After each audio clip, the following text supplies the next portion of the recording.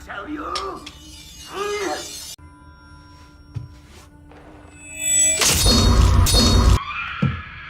A 17-year-old trained assassin, known only by the codename 13, launches a relentless rampage against dirty cops and corrupt government officials to avenge her son's death. Her mission for vengeance drives her to turn against her own mentor and the powerful organization that raised and employed her, a secretive syndicate known as the Shadow. The story of this movie takes place in Japan. It starts by showing us a Yakuza boss at his home, which is heavily guarded by hundreds of bodyguards who watch over it all day and night without stopping. This extra security is because of rumors about a mysterious group that can kill quietly, without making a sound. Even with all the protection, the Yakuza boss can't relax. Not for even a moment. The Yakuza boss is surprised when one of his men brings in a female musician who has come to perform for him. He quickly tells all his guards to leave the room for a while, without thinking too much. But that decision turns out to be a big mistake because Tell you?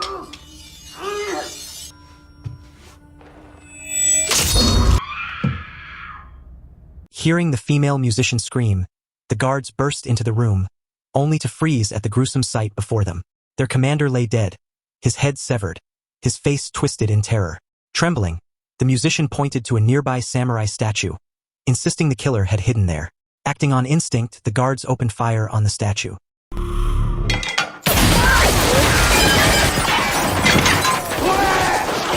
Suddenly, the true assassin emerged, calm, silent, and standing right among them. In a blur of motion, he struck.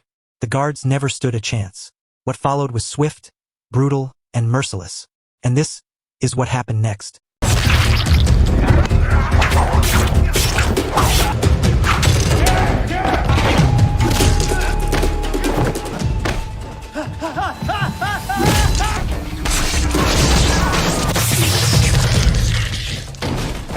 After swiftly eliminating the low-level guards, the assassin finally confronted the boss's personal aide.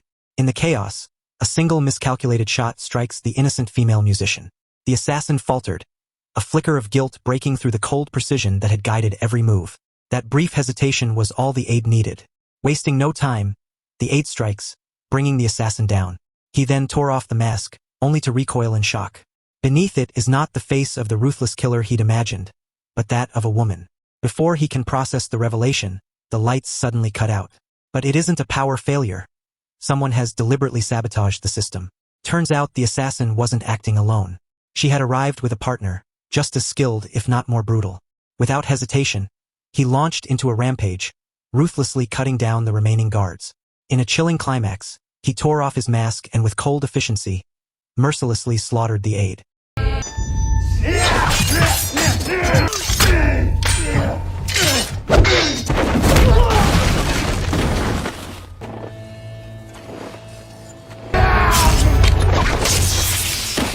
After the assassin takes out everyone without leaving a trace, her partner, who is also a woman, quickly helped the first agent, who hadn't been killed but had only fainted, get back on her feet. On the way home after the mission, the first agent, known as 13, admitted she lost focus because she accidentally shot an innocent person. The second agent, her mentor named Umbra, reminded her that they were trained to show no mercy, that no matter what happens, they must stay focused on the mission and never let emotions get in the way. Umbra scolded 13 for her mistake and suspended her, sending her to Jakarta for psychological retraining. Agent 13 now lives in a rundown apartment building on the edge of Jakarta, Indonesia. Every day, she takes a special pill given to her by the Shadow organization, a drug meant to dull the constant pain in her head. She's not the only contract killer working for them. There are many other agents around the world, each one with no past and no real identity. It's no wonder Agent 13 often suffers from intense headaches, indicating that she has been conditioned to forget her past since she was a child. Few weeks later, and Agent 13 goes to an old, abandoned building to try to contact her Shadow organization. But instead of giving her a new mission, the operator simply reminded her to keep taking her daily pills and to wait for further instructions. When Agent 13 returned to the apartment complex and climbed the stairs to her room, she happened to see a young boy trying to help his mother, who had collapsed from too much intoxication. Something inside her stirred, and for a moment, she felt the urge to help. But she stopped herself. She chose to walk away, not wanting to get involved in the lives of others around her.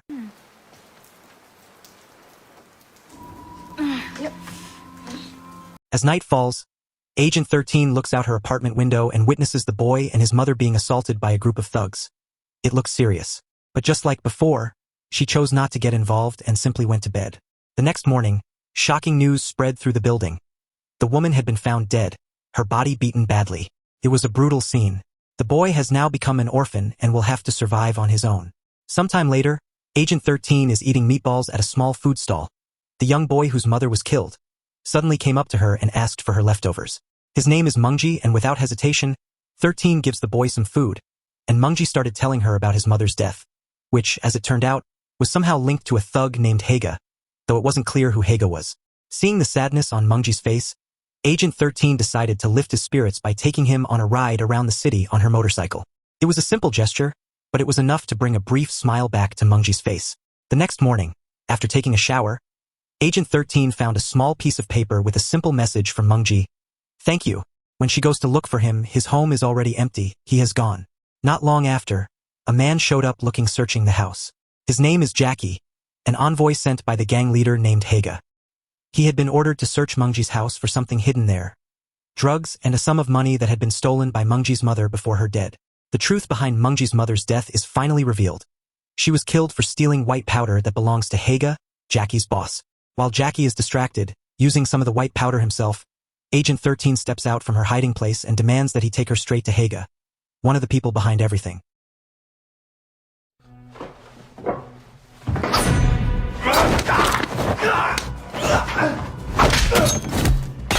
Di mana Monji? Bawa aku ke dia. Ke siapa? Kagak. Ayo cepat. Anjing! On the way to Haga's location, Agent 13 asked Jackie who Haga really was. Without saying much, Jackie simply points to a large billboard showing two political candidates running for governor and vice governor, a father and son. They are the true figures behind the name Haga. In secret, they run a drug empire and control several nightlife spots across Jakarta. But the web of corruption ran deeper than anyone had imagined. It wasn't just Haga and the crooked officials who were involved. Precicio, a high-ranking police officer with a reputation as unshakable as his public persona.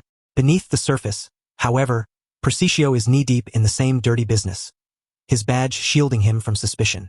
What makes it even murkier is his close relationship with Ariel, the charismatic son of the gubernatorial candidate whose face now looms over the city on towering campaign billboards. When Agent 13 arrives at Monrose, the nightclub that is run by Haga, she is quickly taken to meet Soraya, Haga's younger sibling. Just like her brother, Soraya is known for being cold and ruthless, driven only by money. But when she hears that Agent 13 has valuable information, she finally agrees to let her meet Haga in person. While Jackie goes to meet Haga, Agent 13 remains in the surveillance room. Seizing the opportunity, she checks the CCTV recordings and discovers footage of Mungji being brought to this very location. Without hesitation, she sprang into action, silently taking out the guards one by one. Bursting into Haga's room, she knocked Soraya unconscious and stood face to face with Haga, challenging him to fight her one-on-one. Monji.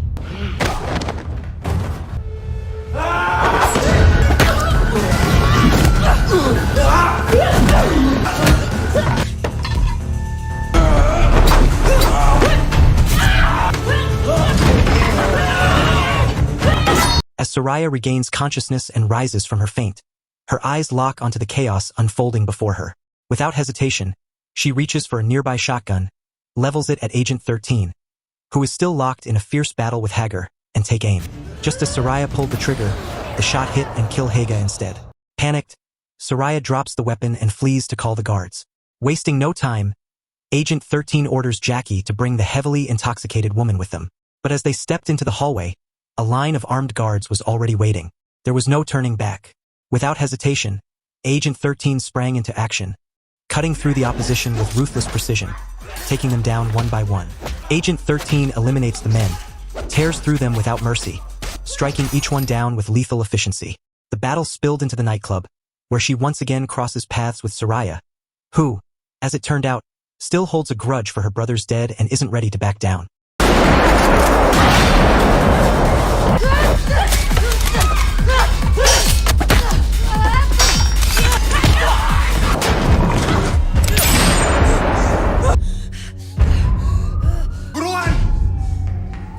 As soon as the sound of police sirens pierced the air, the chaos abruptly subsided.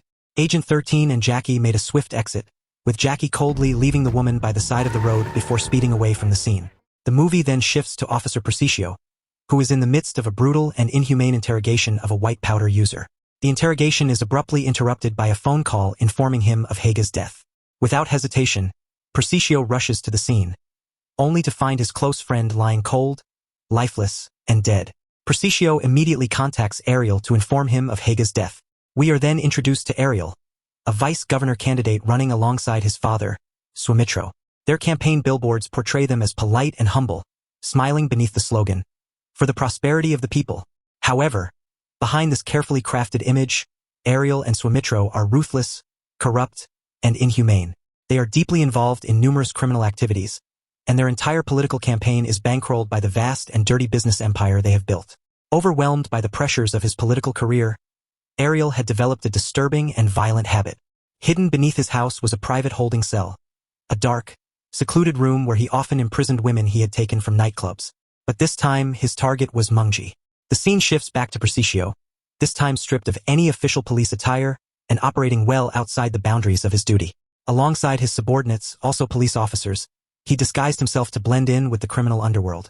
Their destination was Jackie's residence, where she was tending to his ailing grandmother. Their objective was clear: uncover the true identity of Agent 13 and locate her whereabouts. Meanwhile, Agent 13 goes to the abandoned building where the organization's secure phone is hidden. There, she activates the secret emergency protocol without authorization, driven by a single intent: to acquire a handgun. Jackie is at home, caring for his seriously ill grandmother, when Precicio arrives with his men to uncover Agent 13's whereabouts. Jackie insists that the person they are looking for had left him right after they visited the Moonrose Club, repeatedly claiming she had no connection to Agent 13. Suddenly, the sharp crack of gunfire rang out from outside the house. Without hesitation, one of Precicio's men is ordered to investigate, and this is what happened.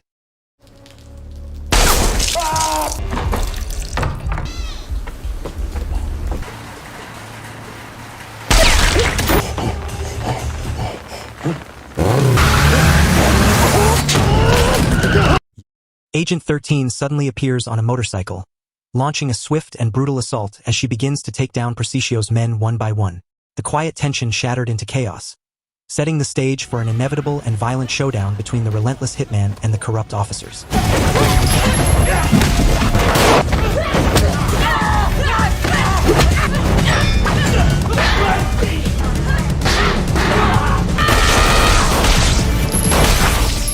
After swiftly eliminating Precicio's men, Agent 13 turned her attention to Precicio himself, who, to her surprise, is completely unable to fight back.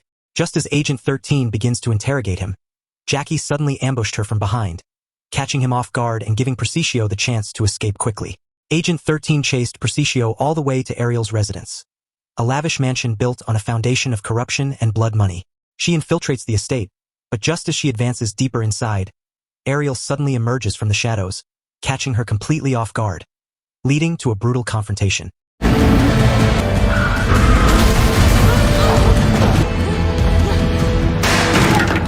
Still seething with rage, Precicio is moments away from finishing off Agent 13 when Ariel intervenes, insisting they wait so he can inform his father first. As Ariel steps away, Precicio leans in close and whispers something into Agent 13's ear. Agent 13 swiftly ends the corrupt officer's life.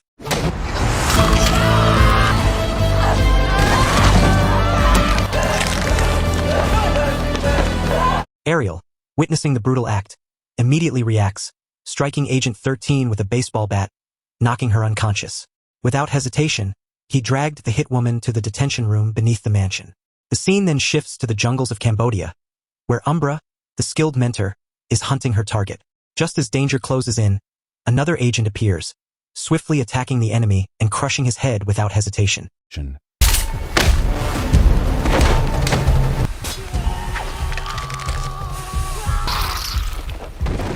Sent to assist Umbra, Troika accompanies her as they move deeper into the forest. They soon find a hut where their target is hiding. Troika orders Umbra to go inside alone while he stays behind to eliminate the guards outside. It's still unclear who they're really after, but based on how the target fights, their target is clearly skilled and experienced. A battle is now unavoidable, and this is what happens next.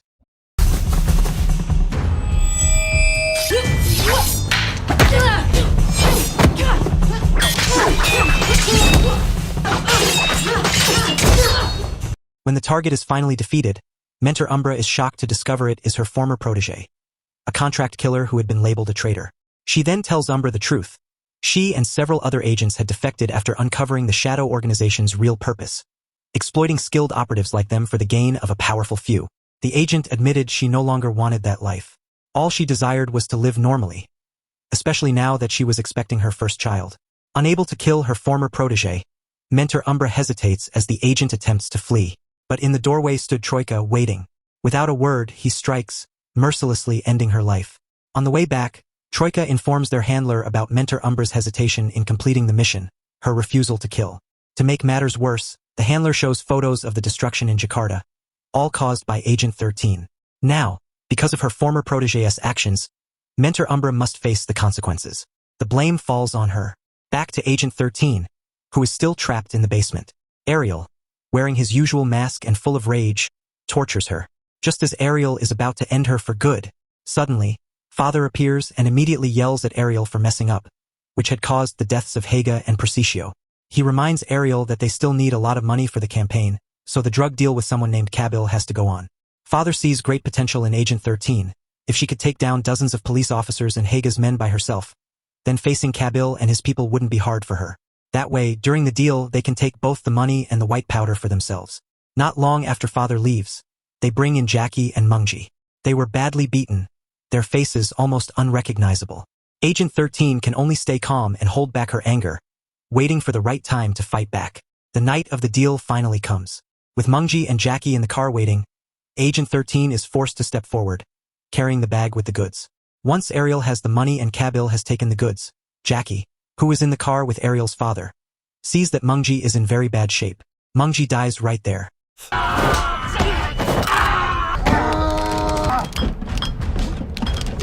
With nothing left to lose, Jackie can't stay quiet any longer. He shouts out, telling Agent 13 that Mungji is dead. Agent 13 now has no reason to follow Father's orders. Realizing that Father and Ariel were planning to betray the deal, Kabil quickly orders his men to open fire. And that's when everything explodes into chaos.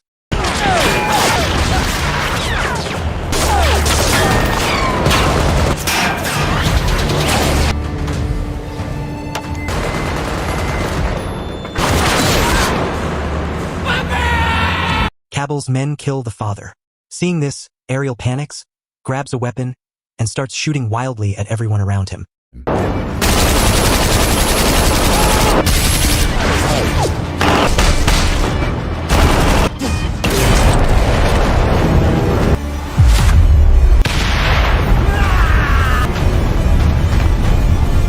After taking down the soldiers, Ariel jumps onto a car and puts on his signature mask.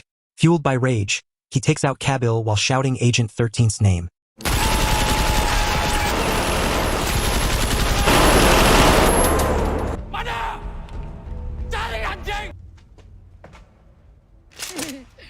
Soraya tries to shoot at 13 but is quickly run over with a car. And right after that, Ariel and his troops quickly begin their hunt for Agent 13.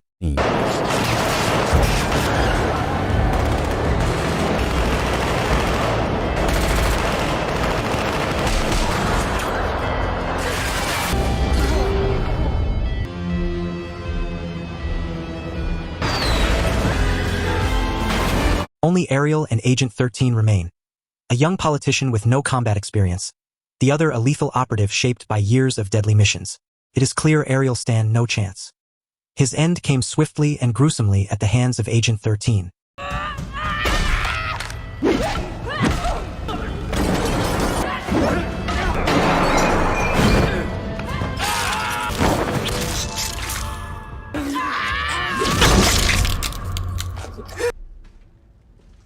After everything is over, Agent 13, along with Jackie and Mungji, who had already died, leaves the place in a damaged car, driving in silence until this happened.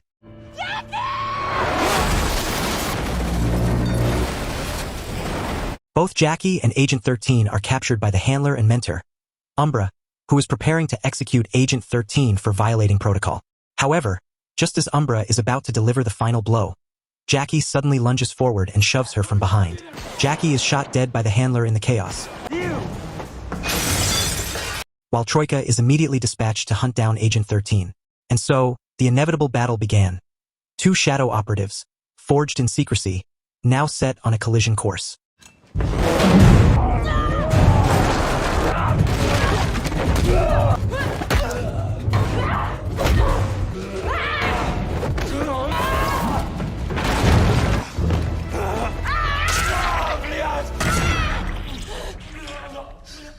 It didn't take long for Agent 13 to take down Troika. Eventually, Mentor Umbra stepped in to confront her. The final confrontation unfolding inside the dim, stationary aircraft cabin. There, the two clashed in a fierce and brutal fight, each move sharpened by years of training, and this is how it went down.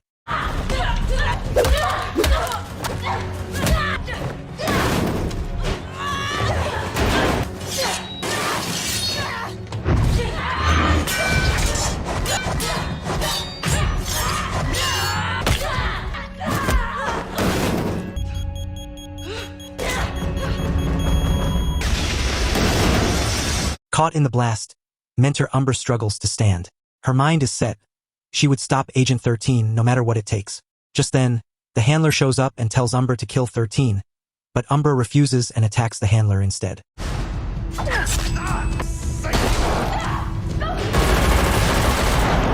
Umbra is shot and badly hurt, which makes 13 kill the handler.